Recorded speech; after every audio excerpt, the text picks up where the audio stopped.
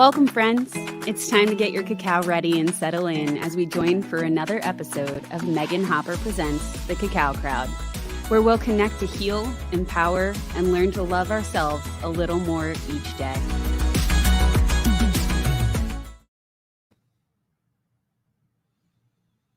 Hey, everybody. So happy you're joining us today. Wonderful day here. Got a little overcast after a nice sunny morning, so we're feeling some fall vibes. And today, much like the sun and the shade and overcast are balanced, we're going to be talking about balance and some Qi Gong, bringing us that balance with Coach Rob Silver. Give it up for Coach Rob Silver. Yes, welcome. Thank you for having me. Thank you for joining us. Yes. So excited to have you here in the studio. Good. All the way from LA. Yes. I know. Yes. What a drive. Yeah. Hopefully it wasn't too bad. No, I was ready. I was prepared to see you, so I was focused. Nice. I like it. We put the intention out for you to have a good drive, and Mama Cacao said yes. Done and done. Awesome. So that kind of brings us perfectly to what we start this show with every time, our cacao. Right. And today in our cacao, we have obviously our Keith's cacao, because that's my favorite. Our filtered water, some vanilla, some maple syrup. And it was a funny story with the maple syrup. I went to Sprouts and they had a maple syrup that was from where I grew up. And it was called Finding Home. And I was like, oh my God, it is Finding Home. It was perfect. And with that combination, we have star anise or star anise, depending on how you pronounce it, as our kind of star extra ingredient, fitting into that star thing. Star anise has a ton of phytonutrients. So anti-aging, anti-inflammatory, good for your skin, gets rid of all those free radicals. Consistently used for aiding digestion, helping in Ayurvedic recipes, and also, and kind of the strangest but coolest thing that it has, it's got shikimic acid in it, which is the main ingredient in Tamiflu. Interesting. So really good Okay. going into kind of the fall, winter flu season kind of thing. Yes. Very good ingredient. A lot of people don't necessarily like the flavor of it. I'm one of them. So it is ground in here. That way you still get all the benefits, but not necessarily the flavor. Well, thank you. Yeah. So what we always do is kind of bless our cacao and do a little bit of a meditation with it, come into concert with our cacao. So everybody that's listening, that's watching, that's joining us, and of course you as well, Rob, feel free, if you feel called, to close your eyes. Take a big inhale and exhale. Release everything that's happened throughout your day, good, bad, or otherwise, and just let it go. This is a new moment that we're starting. And taking another inhale and sniffing your cacao.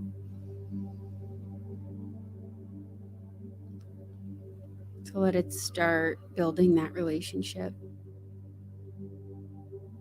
And exhaling everything that doesn't serve you.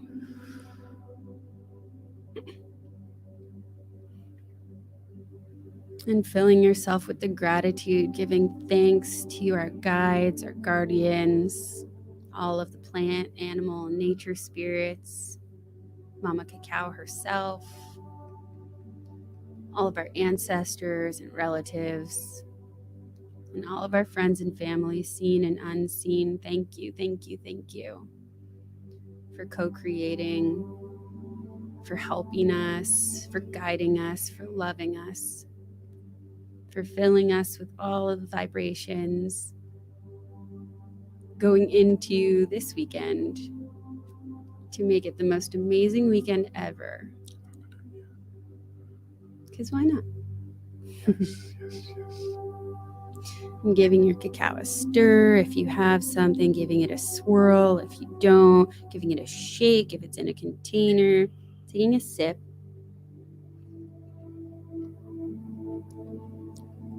And feeling the energy passing over your tongue, down your throat, down through your heart, through your solar plexus and sacral,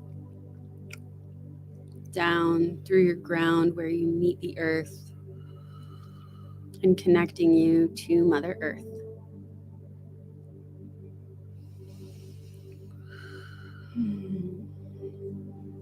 Taking another sip.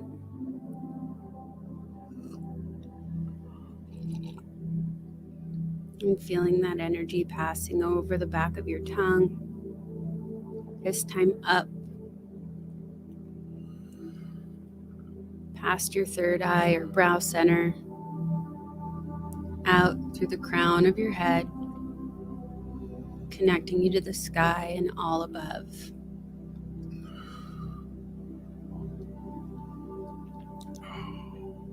And as you continue drinking your cacao, whether you sip or you chug, whatever feels right for you, feeling that energy, that light, that love, just filling you completely from the top of your head, out to your fingertips, and down through your toes.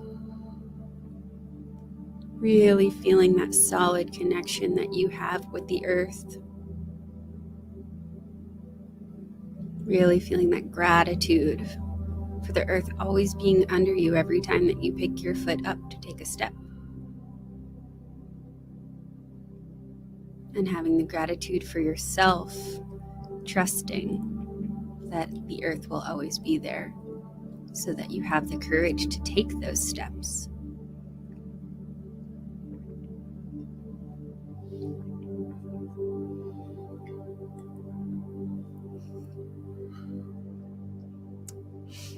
And here we'll continue to drink our cacao as we go into some questions for you guys, or from you guys, and to inform you guys about Qi Gong and balance and how you use them together to kind of create these experiences for people who work with you. So let's get started with very simple or not so simple question, because you could take this very literally or go completely esoteric. What is Qigong? What does that mean? Got it. So I'm gonna keep it simple. Yeah. Because esoteric, I'm like, too much. I just want to understand. This could be 3 hours. No, we've got 30 minutes. We're not gonna do that today. So to start off, Qi Gong, which is pronounced like cheese without the SE, Qi. Okay. And Qi, which is spelled QI in the Chinese language, sometimes you'll see it as SHI as well, and that's Japanese. They both mean energy. Okay. So very simple. We all have energy. And then Gong, which is spelled Gong, translated into skill. So you're basically talking about energy and skill. Do I need to explain any more? Does that sound okay? So that actually explains a lot with kind of the overarching. Because Qigong, when we think of it, when we see it, when we hear it, we usually think of, the picture of the person moving like they're at a rave with this ball between their hands. And I know I'm dating myself. No, I was just doing that like all during COVID. So yeah, that's exactly what I was doing. Well, so yes, like the old school, you'd be at a rave and somebody'd be, oh wow, that's a blast in the past. But that's what everybody thinks of when they hear Qigong. However, Qigong is the overarching name of all of those energy practices, all of those energy skills. Yes. So it encompasses Tai Chi, encompasses meditation, and encompasses what we think of those movements with all of it connected, right? That is correct. Yes. Okay. So then it does totally make sense that it's energy skill. Yes, because that's what you saw. You saw someone skillfully maneuvering their energy. So that's what was in their hands. That's what was in their hands. It wasn't a firefly and... Not this time. Okay. If we went esoteric, it might have been. Well, if you had something else other than cacao, I'm sure it would have been. Yes. But cacao is not psychoactive. So, ladies and gentlemen, we didn't have that. Not today. Okay. So with Qigong, then, since it is so all encompassing, um, how does somebody get started with something like that? It's so broad. It is, it is. And it could get started as simple as walking. Because like I said, it's energy skill. So if you were going for a walk out in nature in the park and you're very much noticing your environment, Mhm. noticing your feet as you touch the ground, noticing your breath as you bring it into the body and letting it out, the awareness makes it Qigong because you're skillfully being aware of your energy as you're doing something. So you don't Mhm. have to do fireballs. You could just be sitting still and really being patient with yourself and noticing your energy. That's the skill, is just Okay. being aware of energy. Okay. So it sounds like the idea is that eventually this just becomes part of a lifestyle. Yes, exactly. Okay. So less instructor led, less kind of classroom aesthetic, Yeah. Now, more integrative. well, in order to start most of the time, you kind of need a classroom setting or you need an instructor Mhm. because most of us since kids, we really haven't played with our energy, right? We're serious, we're moving through life, we got things to do and places to go. Mhm. And when we were kids, we were like, "Ooh, what is this feeling? What is that?" We were curious of the awareness, right? Then as we get adults, we get curious about everything outside of ourselves. So Qigong brings us back into our body and noticing our energy. And it gives us balance because the outside world is there, but so is the inside world. Mhm. So what you're doing is teaching people how to play again. Yes, exactly. So what does our playground look like? Your body. It just looks like your body. I don't know how else to answer that. Okay. Because So just bear with me here. yeah, The earth has energy, right? yes, The sky has energy. correct. All of the things around us have energy. Yes. We have energy. Those are all chi. Wouldn't our playground look like everything around us too then? Not just what's inside of us? You're absolutely right. You're absolutely right. Yes, it would. Hmm. Yeah, it definitely would. Yeah. Would that not be why you potentially do Qigong on the beach? Yes, I love doing Qigong on the beach. The negative ions, which you're breathing in, are helping you with blood flow and circulation, and it's just amazing. So yeah, it's one of my favorite places to do Qigong. Well, who doesn't love the beach anyway? Yeah, exactly. Okay, so is there a particular time of day then where Qigong should really be done? Like with Kundalini yoga, you're supposed to wake up at 4:30 in the morning and really focus on committing to your hour and a half or whatever it is. Yeah, Does Qigong have those kind of guidelines? Is it a little more fluid? it is. It has those guidelines if you want to put them, but I try to make it very fluid. So for me, I'll wake up whenever my body wakes me up, Mhm. and that's from around 5 a.m. And my first place is to get on a mat in front of my bed, take a nice breath in, exhale out, and just notice what I'm feeling. So that's my beginning morning practice. Sometimes I might stand, sometimes I might sit, but whatever I'm doing, I'm noticing how I'm feeling when I wake up in the morning. Okay. Is that because that's what feels right for you, or is that kind of the prescriptive when you get the best benefits of these things? This is what I found over time works for me. Okay. And it could be different for others. Okay. But if I was going to give advice, which you don't typically give advice, but I give it anyway, is I believe it's best in the morning because most of us connect to something outside of ourselves first. We grab our cell phone and we're like, what's going on here? Or we got to do this, we got to do that. And now you're connecting with something outside of yourself. So then what I've noticed is later on in the day, I'm like a little like, I'm not quite as focused because my focus started with the outside world and not the inside world. So I do recommend first thing in the morning to connect with yourself. Okay. And then going from there. Okay. Because I've heard kind of across the board, and I've done across the board. I mean, last night I was doing Qigong at 8 o'clock, 7:30.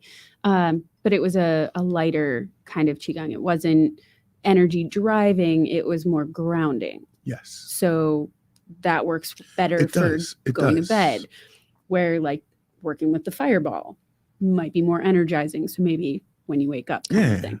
Okay. And I'm not really disciplined. So, like, sometimes it'll be in the middle of the day. I feel overwhelmed. I feel anxiety.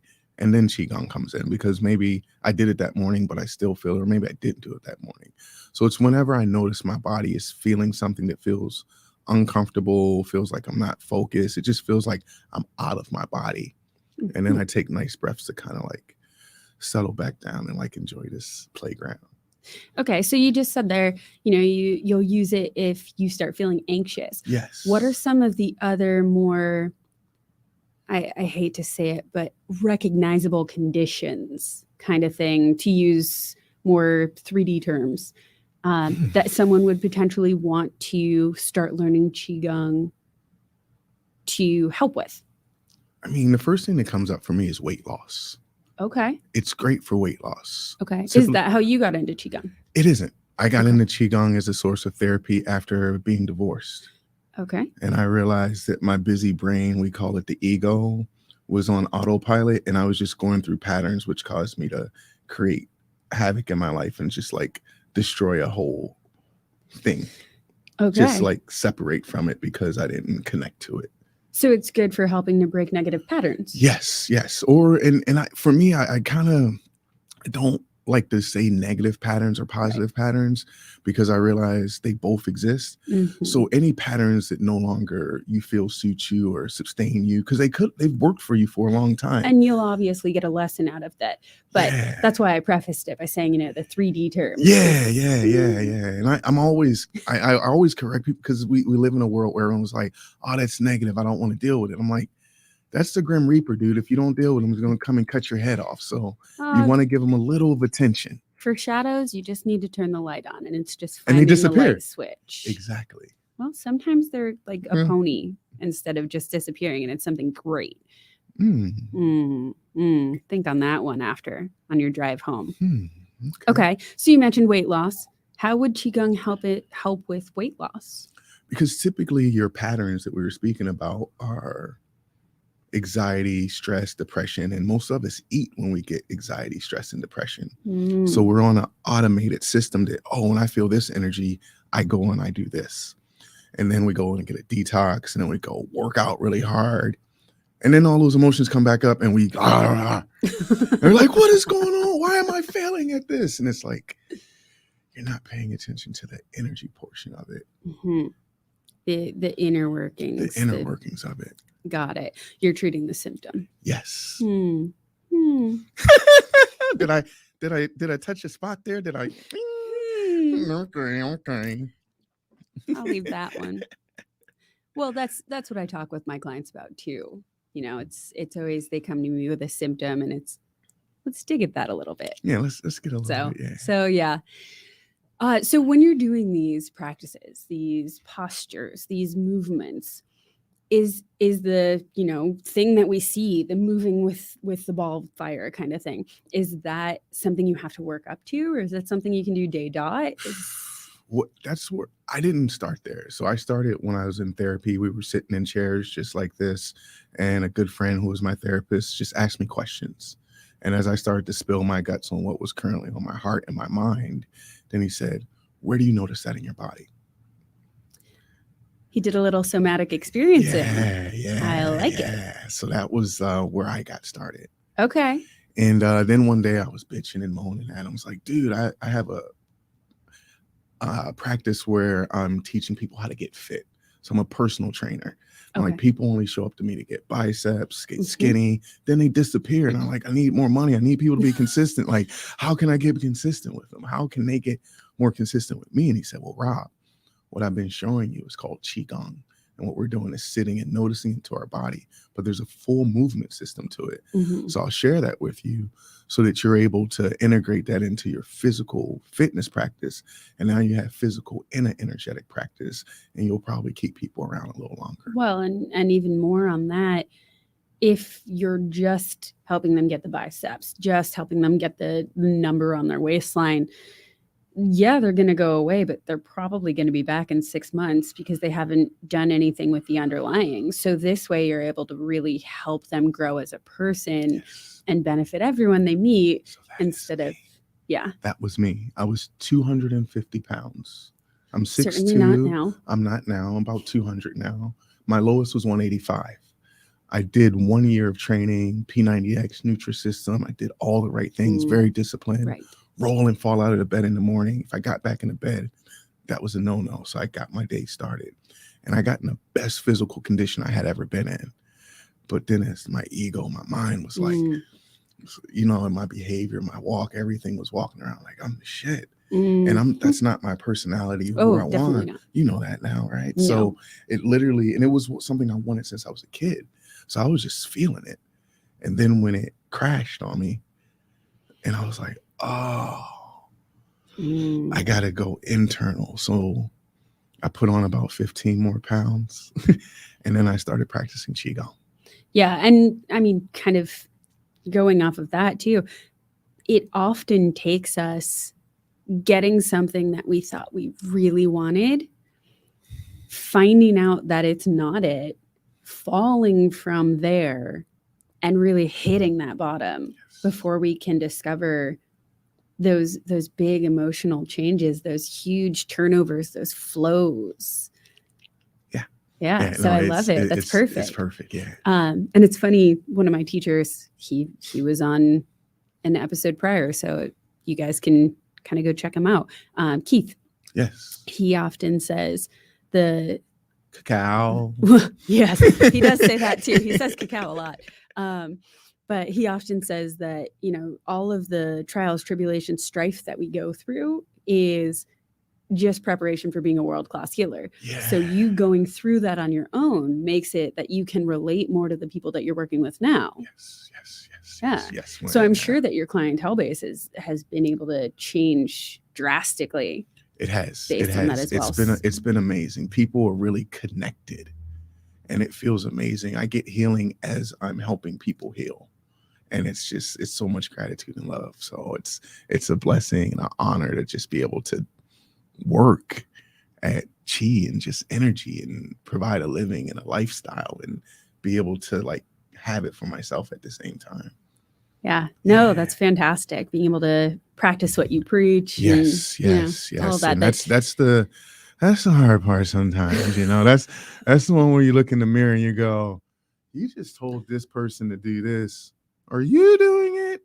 And then I go, you're not doing it, Rob. And then I get back into my practice. So once again, the healing always comes as I'm sharing as well. And everything will come in divine timing too. Yeah. But, and I'll go over this in another episode. There's another episode I'm going to make specifically for kind of like the spirituality for beginners, the things that are okay, even though you'll hear it's not okay.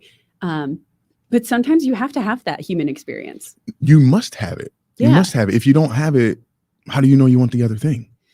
Well, that goes into the whole contrast. Yeah. But in order to really show up authentically, and that's the key word, authentically. If you're angry at something, you have to be able to work through that, not hide it, not bury it. So being able to work through it in a way that doesn't have a harmful effect on other people is finding the key. Yes. And that is Qi Gong in a nutshell. Well, there you go. Done. Okay. So if somebody wanted to work with you to start learning Qi Gong, start learning how it would go into their lives and fit with what they're doing, what would that look like? It would look like them just shooting me a text or an email. Okay. Us scheduling a time, and then we get on Zoom or FaceTime. I ask a few questions, get to know them, and we're in. Got it. So you're doing virtual work. I'm doing virtual work, yes. Okay. I thought I saw some sessions up on your Instagram. I did. And I've just recently converted to more virtual work. Okay. Traveling from LA to Orange County can be a lot. Yeah. And time is like so precious. So a lot of times I found lately that it's a lot easier and quicker for me to connect with people. And people are busy. Yes. People are really busy. So it's like, I got to figure out time. So my typical session is like 20 or 30 minutes. Okay. And it's a lot easier to go, hey, you got 20 or 30 minutes on Tuesday or Thursday? Yeah, I got that. Great. Let's book that. And is the 20 to 30 minutes actually doing the Qigong, or is the 20 to 30 minutes, here's what you need to do, and there's your homework? It's very just much doing Qigong. Okay. I found it's best to practice. I don't want to be the person sitting there and giving you a whole lecture and things of that sort. If you come with an idea or something you want to share, I may, dive into a little bit and give you the why behind it. But a lot of times I'm spending most of the time dealing directly with whatever's currently on your mind, on your heart, and getting straight to the point. And that's enough time to do all of that. Yes, it is. It is. Especially if because people only come to me when they're ready. So I'm not going out and going like, hey, you want to do some Qi Gong? That was me the first 5 years. And people were like, who's this crazy guy trying to get me in my body? Just show up at a park. Yeah, like, hi, we're doing Qi Gong. Yeah, so no. Cool. Cool. Well, thank you so much for driving down to Orange County. Like you said, it does take time. Thank you for sharing a little bit about the practice of Qi Gong, a little bit about balance and your journey with it and everything too. Thank you for having me. This is like amazing. It's fun. It's been a 10-year, 12-year journey.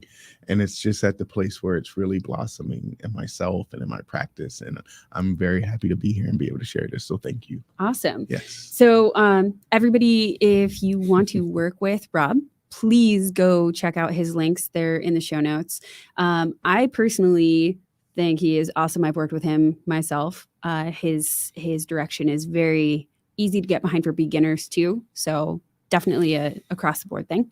And I totally skipped over your fun fact for today. So your fun fact, pineapple has an enzyme in it called bromelain that can be used as a meat tenderizer and also can help break up your mucus. So it's really good for sinus issues and sinus infections, but also why it eats up the inside of your mouth if you eat too much of it.